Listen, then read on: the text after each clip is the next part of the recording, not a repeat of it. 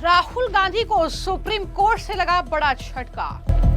Vote चोरी पर SIT जांच की मांग वाली याचिका को सुप्रीम कोर्ट ने किया खारिज। कोर्ट की राहुल गांधी को सलाह, शिकायत लेकर इलेक्शन कमीशन के पास जाएं। वोट चोरी के आरोपों को लेकर कांग्रेस पार्टी के सांसद राहुल गांधी को सुप्रीम कोर्ट से बड़ा झटका लगा है। सुप्रीम कोर्ट ने राहुल गांधी की याचिका को खारिज कर दिया है। जी हां, यह बड़ी खबर है। राहुल गांधी ने वोट चोरी के आरोपों की जांच के लिए विशेष जांच दल यानी एसआईटी का गठन करने की मांग की थी। इसको लेकर एक याचिका सुप्रीम कोर्ट में दायर की थी, लेकिन अब सुप्रीम कोर्ट ने राहुल गांधी की इस याचिका को खारिज कर दिया है। यानी इसका सीधा मतलब यह है कि वोट चोरी के आरोपों में एसआईटी की जांच अब नहीं होगी। यह बड़ा झटका सुप्रीम कोर्ट से राहुल गांधी को लगा है। मैं आपको जानकारी दे दूं कि ये जो याचिका है वो अधिवक्ता रोहित पांडे ने दायर की थी, जिसमें उन्होंने 2024 के लोकसभा चुनाव में बेंगलुरु सेंट्रल निर्वाचन क्षेत्र में मतदाता सूची में दरअसल गड़बड़ी के आरोपों की जांच की मांग की थी। राहुल गांधी ने इन आरोपों को जोरों शोरों से उठाया था। खासकर बेंगलुरु सेंट्रल के महादेवपुरा विधानसभा क्षेत्र में मतदाता सूची में गड़बड़ी का दावा राहुल गांधी ने किया था। बाकायदा राजधानी दिल्ली में इसको लेकर प्रेस कॉन्फ्रेंस की गई थी। चुनाव आयोग पर गंभीर आरोप लगाए गए थे और इतना ही नहीं, हाइड्रोजन बम फोड़ने तक का दावा राहुल गांधी ने किया था। लेकिन अब दरअसल चुनाव आयोग पहले ही इन दावों को सिरे से खारिज कर चुका है। उसके बाद राहुल गांधी सुप्रीम कोर्ट का रुख करते हैं। रोहित पांडे के जरिए वो सुप्रीम कोर्ट में याचिका दायर करते हैं। एसआईटी की जांच होनी चाहिए इस मामले में, ये मांग याचिका में की गई थी। लेकिन राहुल गांधी को निराशा हाथ लगी है। राहुल गांधी की इस याचिका को सुप्रीम कोर्ट ने खारिज कर दिया है। दरअसल जस्टिस सूर्यकांत और जस्टिस जयमाला बागची की 2 सदस्यीय पीठ ने याचिका पर सुनवाई से इनकार करते हुए याचिकाकर्ता को भारत निर्वाचन आयोग यानी इलेक्शन कमीशन ऑफ इंडिया के पास जाने की सलाह दी है। कोर्ट ने कहा कि ऐसे मामलों में जांच का अधिकार केवल चुनाव आयोग के पास है। याचिकाकर्ता अपनी शिकायत वहां पर दर्ज कर सकते हैं। कोर्ट ने यह भी स्पष्ट किया कि चुनाव प्रक्रिया या परिणामों से जुड़े मामलों में न्यायपालिका का कोई सीधा हस्तक्षेप संभव ही नहीं है। यह बड़ी टिप्पणी सुप्रीम कोर्ट की इस बेंच के जरिए की गई इस याचिका को खारिज करते हुए। तो याचिकाकर्ता रोहित पांडे ने अपनी याचिका में राहुल गांधी की 7 अगस्त 2024 को की गई प्रेस कॉन्फ्रेंस का हवाला दिया था, जिसमें राहुल ने बेंगलुरु सेंट्रल में मतदाता सूची में हेरफेर का आरोप लगाया था। पांडे ने दावा किया कि उन्होंने स्वतंत्र रूप से इन आरोपों की पुष्टि की और प्रथम दृष्टया ये सबूत पाए जो ये साबित करते हैं कि ये आरोप वैध मतों को कमजोर करने की साजिश का हिस्सा है। उन्होंने कोर्ट से मांग की थी कि मतदाता सूचियों का स्वतंत्र ऑडिट कराया जाए और तब तक सूचियों में कोई संशोधन ना किया जाए। तो ये जो है मांग की गई थी इस याचिका में, लेकिन फिलहाल कहीं ना कहीं सिरे से खारिज कर दिया गया है। जो एसआईटी की जांच की मांग की गई थी और इलेक्शन कमीशन के पास जाएं राहुल गांधी और जो भी अधिवक्ता हैं, अगर वो इस पर सवाल उठा रहे हैं, ये सलाह सुप्रीम कोर्ट के जरिए की गई है। सुप्रीम कोर्ट ने याचिकाकर्ता की दलीलों को खारिज करते हुए कहा कि इस तरह के मामले जनहित याचिका के दायरे में नहीं आते हैं। कोर्ट ने यह भी माना कि याचिकाकर्ता ने पहले ही चुनाव आयोग के सामने शिकायत दर्ज की थी, लेकिन आयोग ने अभी तक कोई कार्रवाई नहीं की। इसके बावजूद कोर्ट ने चुनाव आयोग को कोई समय सीमा तय करने का निर्देश देने से साफ तौर पर इस मामले में इनकार कर दिया है। जस्टिस सूर्यकांत ने यह कहा कि हम इस याचिका पर विचार करने के इच्छुक ही नहीं है। याचिकाकर्ता चाहे तो चुनाव आयोग के सामने अपनी बात रख सकते हैं।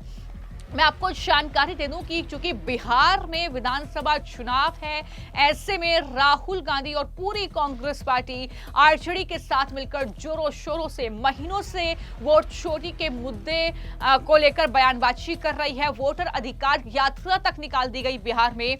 और इसमें महाराष्ट्र की कुछ सीट, बेंगलुरु की सीट को लेकर दावा किया जा रहा है कि वहां पर चुनाव में गड़बड़ी हुई है और बीजेपी की सरकार ये कर रही है, केंद्र की सरकार ये कर रही है। इस तरीके के बयान राहुल गांधी के जरिए दिए गए, जिसके बाद ये मामला सुप्रीम कोर्ट तक पहुंचा था, क्योंकि बीजेपी लगातार ये कहती हुई इस मामले में नजर आई कि अगर राहुल गांधी या अन्य कोई भी हो, अगर ये इस तरीके के आरोप लगा रहे हैं कि चुनाव में गड़बड़ी हुई है और इस तरीके से वोटर लिस्ट में हेराफेरी की गई है, तो आपके पास स्वतंत्र अधिकार है कि आप जो है कोर्ट जा सकते हैं, आप एफआईआर दर्ज करा सकते हैं, लेकिन आप इस तरीके से बयानबाजी करके अपने आरोप जो है ऐसे कब तक जो है लगाते रहेंगे। इस तरीके की बातें लगातार बीजेपी के जरिए कही जा रही थी, जिसके बाद यह मामला सुप्रीम कोर्ट पहुंचा, लेकिन वहां पर भी निराशा हाथ लगी है राहुल गांधी को। यानी कोर्ट के इस फैसले से राहुल गांधी के आरोपों की एसआईटी जांच की संभावना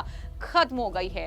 अब याचिकाकर्ता के पास एकमात्र रास्ता चुनाव आयोग के सामने अपनी शिकायत को और मजबूती के साथ वो रख सकते हैं। अब यही जो है एकमात्र रास्ता उनके पास बचा है। लेकिन राहुल गांधी जो आरोप लगा रहे हैं, इस फैसले के बाद सुप्रीम कोर्ट के क्या राहुल गांधी के आरोपों पे जनता विश्वास करेगी, ये बड़ा सवाल है। क्योंकि राहुल गांधी जिस तरीके से आरोप लगा रहे हैं, लगातार उसकी पोल भी खुल रही है कि किस तरीके से वो झूठे दावे कर रहे हैं। राहुल गांधी ने हाल ही में हाइड्रोजन बम फोड़ने का दावा किया, सबूतों के साथ वो हाइड्रोजन बम फोड़ेंगे, लेकिन उसके बाद ना हाइड्रोजन बम दिखा और ना ही राहुल गांधी नजर आए। लेकिन उस वक्त राहुल गांधी ने क्या कहा था, जरा सुनिए। Do you think that there is a rethink about it from the No, see, the thing is that what we have presented yesterday, when we did the press conference, is black and white proof, right? There is a CID investigation going on in Karnataka, and the CID has specifically asked for information on the phone numbers that have been used to do this vote chori. Ganesh Kumar is the CEC. The CEC is not giving the information that the Karnataka CID is asking for. There can be no bigger indictment of the CEC than this. Right? The police is asking for information and the Election Commission of India is not giving it. And this is not my statement. This is a fact. It's black and white. You can see that the CID has written letters after letter after letter to the Election Commission. So it's very clear. Look, we have shown it in Madhepura. We've shown it in Alan. We're going to show it in such a way that there will be nobody in India who will have any doubt that Narendra Modi ji has done vote chori and won the election. Thank you. okay? There are some rumors that you are revealing about Prime Minister's constitution. We are going to reveal.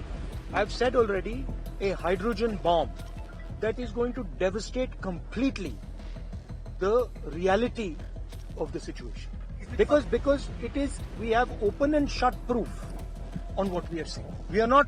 You have seen my first press conference. You've seen my second press conference. We have black and white proof. I'm not saying anything without proof, and we have 100% proof of a number of things that have happened that are going to come out in this. Is it something about Varanasi? That is for you to guess. That is for you to speculate. I will do my job. I will deliver on my job. तो जहां तक बात Bengaluru central Lok Sabha क्षेत्र के महादेवपुरा विधानसभा क्षेत्र की है, तो वहां पर राहुल गांधी ने दावा किया था कि मतदाता सूची में गड़बड़ी, वोटर लिस्ट में फर्जी नाम, डुप्लीकेट वोटर, फर्जी पते और लगभग 1 लाख वोटों की चोरी हुई है।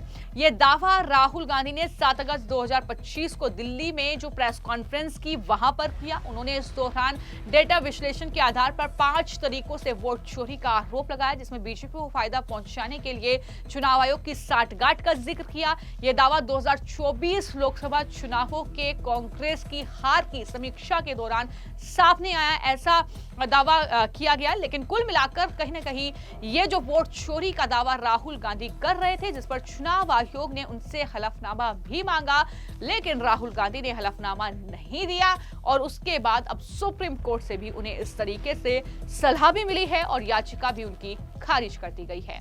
फिलहाल आपकी इस मामले को लेकर क्या राय है, हमें कमेंट बॉक्स में जरूर लिखें।